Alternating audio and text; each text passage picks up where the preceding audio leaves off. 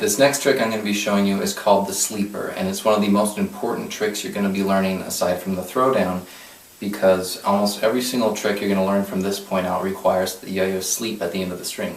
Sleeping is where the yo-yo spins at the end of the string freely, and when the yo-yo is sleeping at the end of the string like that, it opens you up to do all of these tricks like picture tricks and all the string combo tricks where it's spinning and sleeping on the string. This is the one where you're going to want to take some time and figure it out, get it down pretty good, because a lot of the tricks you're going to be learning will require up to a minute of sleep time. For the more difficult ones, even, well, some of the really difficult ones can take even longer.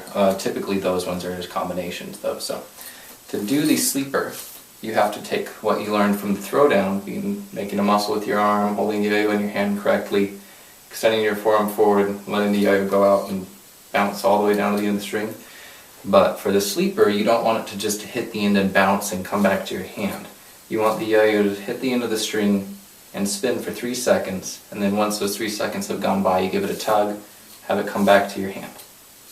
Now, the problem with this in using the traditional yo-yo, which is a fixed axle yo-yo, is when it reaches the end of the string, if the string is too tight, it's not going to allow it to spin at the end of the string. So you kind of have to find a neutral ground. You can see that there's a lot of tension in the string. You have to find a place somewhere in the middle where you've got a lot of the tension out of the string, so when it reaches the end of the string, it won't just bounce and come back to your hand. So this one, however, needs to be a little tighter. Make a muscle with your arm, holding the yo-yo correctly as we've shown you before. Extend your forearm out, open your hand, let the yo-yo reach the end of the string. You want it to spin at the bottom for 3 seconds, and then give it a tug, returning it to your hand. If you have any trouble with the trick, say it's reaching the end and bouncing, and it won't stay down, won't come back to your hand, like I've said, make the string a little bit looser. If you're throwing it, and no matter what you do, it doesn't want to come up to your hand, maybe it just sits and spins freely, and it doesn't matter how hard you tug, it won't come back. Generally that means the string is too loose and doesn't have enough tension around the axle to grab it and make it come back.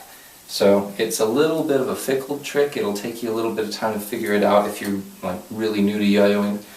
But once you've got it down and you can get it to spin for those 3 seconds, you'll be set. Just keep on practicing it. Try and get it up to maybe 15 seconds or so. Most of the tricks that I'm going to be showing you are going to take at least a 15-second sleeper to learn. So that was the sleeper. I hope you enjoy it, and I will see you in the next video.